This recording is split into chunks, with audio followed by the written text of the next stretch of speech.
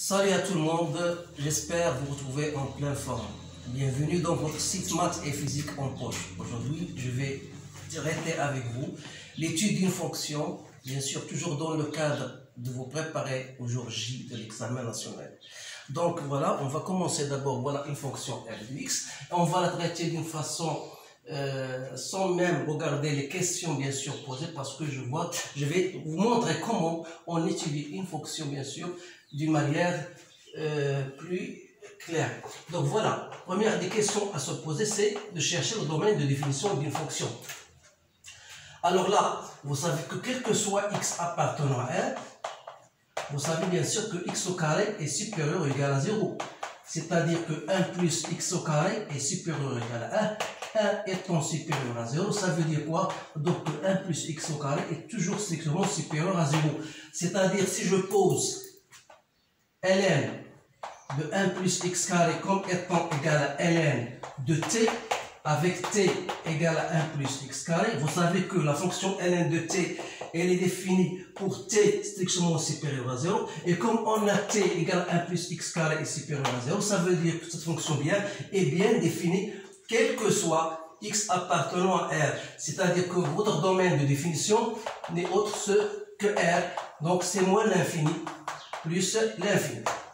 Donc la première des questions, toujours c'est une question qu'on vous pose généralement, soit en vous disant démontrer que la fonction est définie sur un intervalle bien connu, ou bien c'est à vous de définir bien sûr votre domaine de définition. Alors la deuxième question, c'est toujours chercher les limites aux bornes de votre domaine de définition, à savoir chercher la limite de f de x lorsqu'x tend vers moins l'infini. Alors là, lorsqu'x tend vers moins l'infini, x tend vers moins l'infini, et ln de 1 plus x carré, ça tend toujours vers plus l'infini, avec ce moins là, c'est moins l'infini. Donc vous n'allez pas trouver un problème dans ce cas-là. Pour la limite de f de x lorsqu'x tend vers plus l'infini. Donc vous allez chercher, voilà, vous allez dire, c'est les limites de x moins ln de 1 plus x au carré. Alors là, vous cherchez la limite, plus l'infini, ça vous donne plus l'infini. Ça vous donne plus l'infini. Avec ce moins là, ça vous donne moins l'infini. Donc c'est une forme indéterminée. Donc il faut chercher un astuce pour déterminer cette limite là. Donc qu'est-ce que je vais faire? Voilà, je peux utiliser cette méthode, c'est un truc. Donc c'est la limite de x moins ln de x carré. Je vais mettre x carré en facteur de quoi? De 1 plus 1 sur x au carré. Vous savez bien sûr que ln de AB égale à ln de A plus ln de B. Je vais pratiquer cette relation-là, bien sûr en mettant toujours en compte que A et B sont strictement positifs. Alors là, qu'est-ce que je vais faire? Donc c'est la limite, lorsqu'x tend vers plus l'infini, de x moins ln de x au carré moins ln de 1 plus 1 sur x au carré. Vous savez bien sûr que limite lorsqu'on tend vers plus l'infini, vous aurez x. ln de x carré, c'est quoi? C'est 2 fois ln de racine de la valeur absolue de x. Alors là, il faut faire très attention parce que la plupart des étudiants disent que ln de x carré égale à ln de x sans tenir compte de ça. Donc moins ln de 1 plus 1 sur x au carré. Alors là, je peux mettre x en facteur. Donc ça me donne x 1 moins 2 ln de x, cette fois-ci plus x tend vers plus l'infini, donc sa valeur absolue tend égal à x, moins 1 sur x ln de 1 plus 1 sur x au carré. Alors là, 1 sur plus l'infini c'est 0, ln de 1 c'est 0, donc ça vous donne ça 0, ça vous donne 0, vous la connaissez, donc il reste plus l'infini fois 1, donc c'est plus l'infini. Donc je vais dire que la limite de f de x lorsqu'x tend vers plus l'infini égale à plus l'infini. Alors là, quelle est à votre avis, donc quelle sera la question qui va après? Donc vous avez trouvé la limite de f de x lorsqu'x tend vers moins l'infini égale à moins l'infini, la limite de f de x égale à plus l'infini, donc il faut penser à ce qu'on appelle les branches infinies, c'est-à-dire il faut chercher la limite de f de x sur x. Alors, la limite de f de x sur x, lorsque x tend vers plus l'infini, c'est la limite, lorsque x tend vers plus l'infini, de quoi? De x. Toujours, je vais, bien sûr, on a déjà factorisé par x carré, c'est-à-dire, c'est 2 fois ln, on a dit x moins ln de 1 plus 1 sur x au carré. C'est qu'on a trouvé tout à l'heure. Donc, lorsque je vais diviser par x, voilà, ça reste quoi? C'est la limite, lorsque x tend vers plus l'infini, de 1 moins 2 fois ln du x sur x, plus l'infini, je dis, moins 1 sur x ln de 1 plus 1 sur x au carré. Alors là, ça, on a déjà montré, ça tend vers 0, ça tend vers 0, donc il reste 1. De même, si je change maintenant la limite de f de x sur x, lorsque tend vers moins l'infini, sera égal à la limite, lorsque x tend vers moins l'infini, sera égal à 1 moins. Maintenant, il faut faire très attention, de ln de moins x sur quoi? Sur x moins 1 sur x ln de 1 plus 1 sur x carré. Donc là, pour étudier la formule ln de x sur x, je peux mettre un moins ici, donc, et je mets un plus ici. Donc on aura ln de t sur t, lorsqu'il tend vers moins l'infini, t tend vers plus l'infini, donc ça c'est 0, donc il reste toujours 1. Donc dans ce cas-là, est-ce qu'il faut chercher? Il faut chercher, est-ce qu'on aura une asymptote oblique? Donc il faut étudier la limite de f de x moins x. Donc f de x, donc je vais chercher limite de f de x moins x. Voilà, donc la limite de f de x moins x.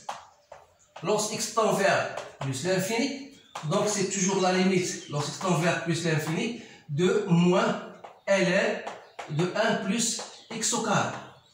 Alors là, lorsque x tend vers plus l'infini, ça tend vers plus l'infini, donc on aura moins l'infini, donc c'est bien moins l'infini. Soit que x tend vers moins l'infini, on aura toujours moins l'infini. Ça veut dire quoi? Ça veut dire que la courbe représentative de la fonction, elle admet une branche parabolique de direction la droite d'équation y égale à x. Donc je ne vais pas écrire tout ça, donc je peux même, pour que vous puissiez maîtriser ça, on dit que C de f admet une asymptote, une branche parabolique de direction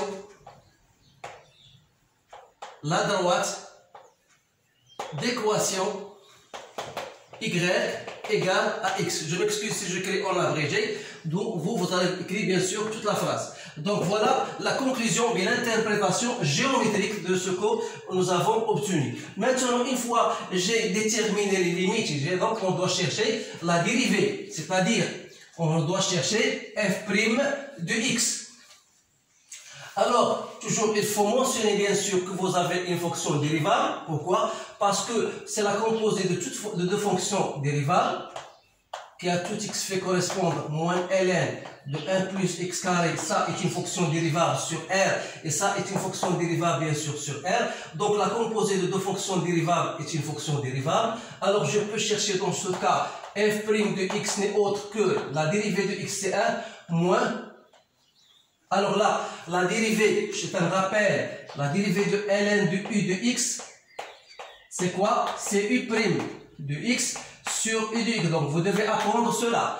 Donc j'ai un moins, donc je dois trouver ouvrir le crochet. Donc la dérivée de C1 c'est 2x sur 1 plus x au carré. C'est-à-dire sera 1 plus x carré moins 2x sur 1 plus x carré. Donc vous remarquez bien qu'il s'agit bien d'une forme bien déterminée que vous connaissez tous. C'est x moins 1 au carré sur 1 plus x au carré. Donc ce terme-là donc est toujours strictement supérieur à 0, alors que celui-là, ça peut être positif ou égal à 0. C'est-à-dire que la fonction-là, f', il doit s'annuler lorsque x moins 1 égale à 0, ça veut dire qu'il doit s'annuler au point x égale à 1. Donc là, si je voudrais dresser le tableau de variation de la fonction f de x, toujours en tenant compte de votre domaine de définition, donc la dérivée, elle s'annule au point 1, ça veut dire qu'il s'agit des tangentes horizontales, et vous avez bien sûr la fonction est toujours positive, donc elle aura bien cette allure. Limite de plus l'infini, on a trouvé plus l'infini, ici on a trouvé moins l'infini, donc il suffit de chercher la valeur de 1. Donc f de 1, c'est égal à 1 moins ln de 2. Donc c'est 1 moins ln de 2, c'est à peu près 0,69, donc on va prendre 0,7, donc c'est 0,3. Voilà, bien sûr, le tableau de variation de cette fonction-là. Maintenant, on va étudier, si vous voulez, la dérivabilité au point 0. Donc ça, c'est une question. Comment je vais étudier la dérivabilité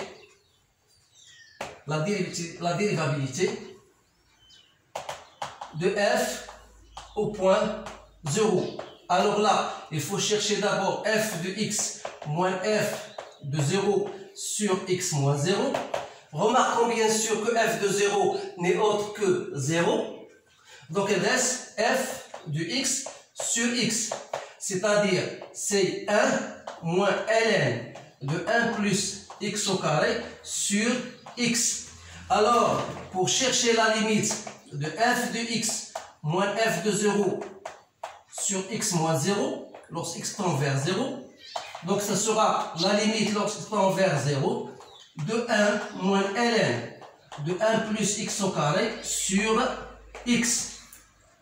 Alors là, arrivé à ce stade-là, donc vous avez une chose que vous avez déjà vue en cours, ln de 1 plus x sur x, lorsque x tend vers 0, égale à 1. Alors si je voudrais appliquer ça, je dois faire apparaître ce x au carré, et je dois multiplier par x pour garder ce que je dois avoir. Donc ça, si je pose x carré comme étant égal à grand X, donc vous aurez bien sûr ça va vous donner 1. Et lorsque vous remplacez par 0, ici c'est 0, donc 1 moins 1 fois 0 c'est 0, donc il reste 1.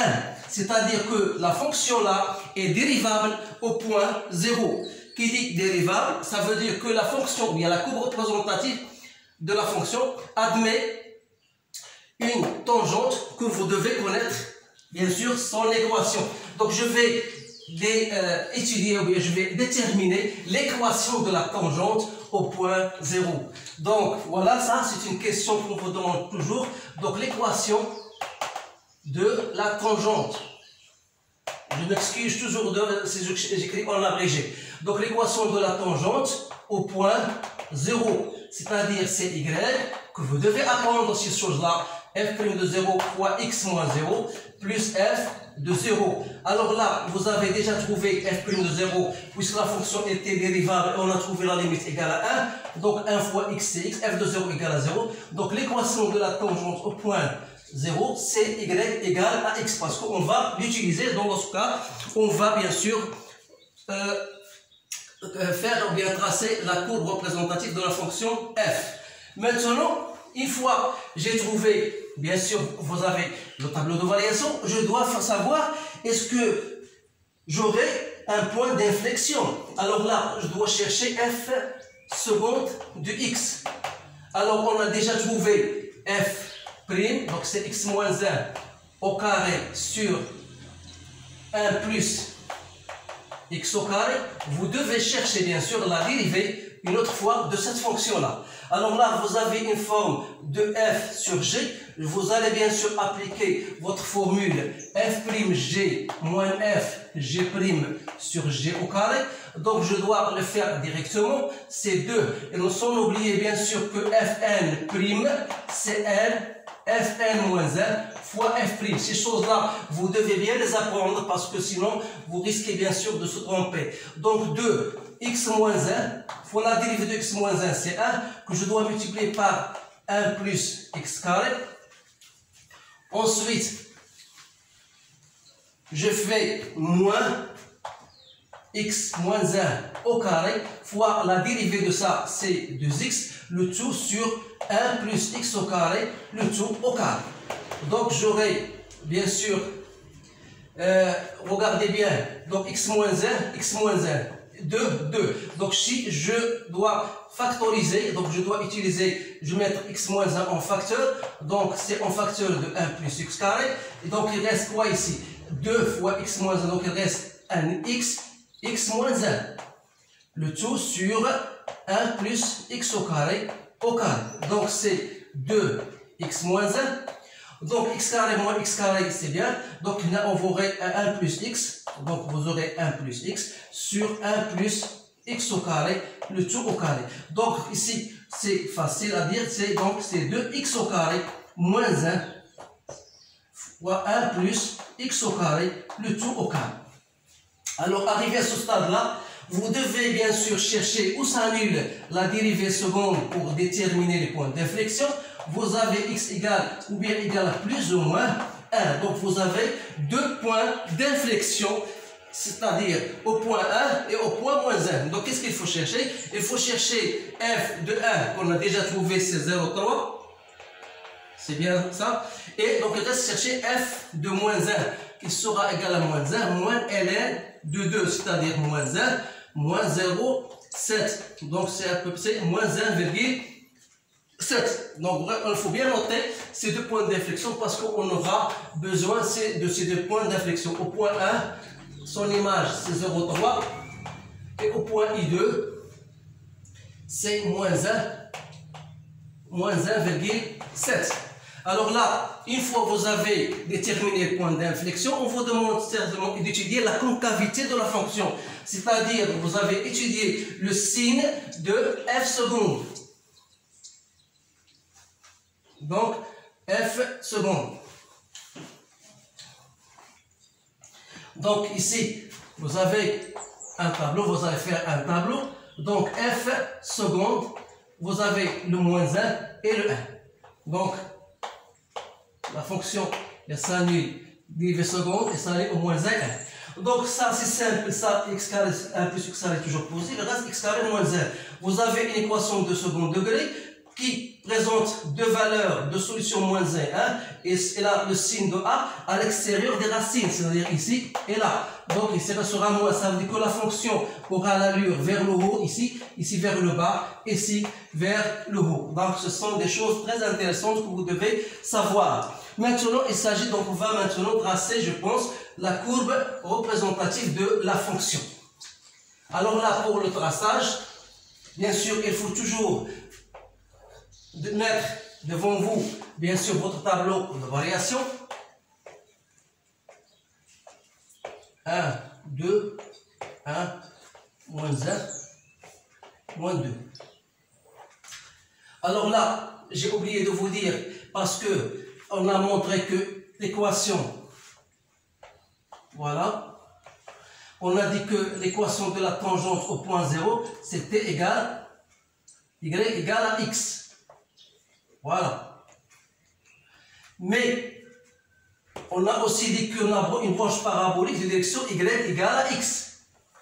Donc voilà l'équation d'équation y égale à x. Donc il faut étudier la position, ça c'est une autre question, la position de C de f par rapport, bien sûr, à l'équation delta y égale à x. Alors là, il faut mettre f de x moins x, c'est-à-dire c'est moins ln de 1 plus x au carré. Bien sûr, vous savez bien sûr que x, quel que soit x, donc vous avez x carré plus 1, on a dit qu'il est supérieur à 1. Donc s'il est supérieur à 1, ça veut dire que ln de 1 plus x au carré sera supérieur à 0. Et par suite, moins ln sera négatif. Donc ça sera négatif. Et par suite, inférieur ou égal. Bien sûr, inférieur ou égal. C'est-à-dire que f de x sera inférieur ou égal à x. C'est-à-dire que la courbe représentative sera toujours au-dessous de la droite d'équation y égale à x. Ça, c'est très intéressant. Alors là, on a deux points d'inflexion. La première, bien sûr, le point 1, l'image de 1, c'était égal à 0,3. Donc, je mets à peu près, voilà, 0,3. Vous avez déjà une tangente horizontale et en même temps, c'est un point d'inflexion. Bien sûr. Ensuite, vous avez le point I2 moins 1 dans l'image égale à moins 1,7. Donc, je à peu près moins 1. Donc, moins 1,7. Donc, ça, c'est un point d'inflexion. Vous avez bien sûr là, c'est l'équation de droite d'équation Y égale à X. Donc, la courbe que vous aurez bien sûr, c'est, vous avez une fonction qui est décroissante, qui est croissante. Donc, ici, vous avez la tangente au point 0. Voilà. Il va changer bien sûr de direction, comme ça. Et ensuite, il va avoir cette allure-là. Et il va changer de direction dans ce côté-là. Donc, c'est bien ça. Donc voilà la courbe représentative f de x moins x. Donc on a dit que la courbe il sera toujours au-dessus de la droite d'équation y égale à x. Voilà. Donc je pense que c'est bien. Donc voilà la courbe CF. Donc ici j'ai une remarque à vous dire. Voilà. Entre moins l'infini et moins 1. Entre moins l'infini et moins 1. Voilà. Vous avez une fonction où l'allure s'ouvre vers le haut, ici vers le bas, ici vers le haut. C'est bien ce que nous avons prouvé. Maintenant, on va passer à autre chose. Ce sont toujours les questions, je vous donne tout simplement les questions qu'on vous donne généralement.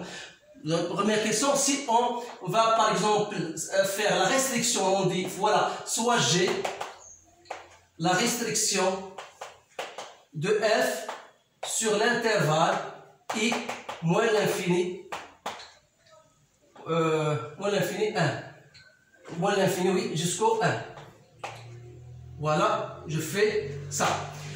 Première question, on vous dit, voilà, montrer que G admet une fonction réciproque G-1 définie sur un intervalle J qu'on déterminera. Alors ça, c'est une question type. Donc, qu'est-ce que vous allez montrer? La première des choses à montrer, c'est que la fonction G est continue. Elle est continue sur R, en particulier sur l'intervalle qu'on vous donne. Deuxième chose, G, comment il est? Elle est strictement croissante. Donc, qu'est-ce qu'on va dire? Alors là, on dit qu'il admet une fonction réciproque, donc définie sur J, qui n'est autre que G de I, c'est-à-dire G de, voilà, G de moins l'infini jusqu'au 1. Donc ça, c'est la limite de G lorsqu'il tend vers moins l'infini, et G de 1. Vous avez bien sûr ça, on a déjà trouvé moins l'infini, et G de 1, on a trouvé, c'est 0,3. Voilà votre, bien sûr, fonction, votre intervalle J. Maintenant, on vous dit tracer la fonction réciproque. Alors là, pour tracer la fonction réciproque, donc vous avez déjà la droite d'équation ici, il faut faire la symétrie, bien sûr, par rapport à ça. Donc, on s'intéresse à moins l'infini. Donc, ça, donc, j'ai une autre méthode. Pour moi, G de 1, c'est 0,3. Donc, j'aurai G de 0,3 égale à 1. Donc, si vous avez bien sûr votre compas, vous pouvez le déterminer facilement. Donc, la courbe sera, voilà, comme ça. Voilà. Et si vous avez une tangente horizontale, on aura une tangente verticale. Voilà. Donc, puisqu'on s'intéresse seulement à ça, donc vous aurez G de moins 1, c'est moins 1,7. C'est-à-dire que moins 1,7 sera égal à ce point-là. Donc, moins 1, à peu près moins 1. Donc, on aura, bien sûr, cette fonction comme ça. Elle va, bien sûr, changer de direction en suivant, bien sûr. Donc, voilà la représentation de la fonction CG-1. Alors là, si on continue même, on pourra avoir la réciproque de toute la fonction. Mais puisqu'on s'intéresse seulement à cet intervalle-là, on doit s'arrêter juste ici. Voilà ce que vous devez savoir. Bien sûr, il y a une autre question, mais puisque le temps ne me permet pas, donc je vais tout simplement, bien sûr, je vous dis ce qu'on doit vous demander par la suite, c'est de chercher par exemple l'aire d'une fonction, de cette fonction, par exemple, entre 0 et 1, par exemple. Donc ça, il faut chercher cette aire-là. Donc bien sûr, dans les séances prochaines, on va faire ceci.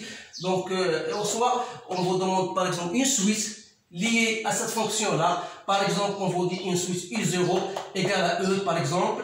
On vous demande de démontrer que UN est supérieur à 0. On donne UN plus 1 est égal à F de UN. Alors là, on a déjà fait ceci dans des séances, dans des vidéos que je vous propose de l'étudier, bien sûr.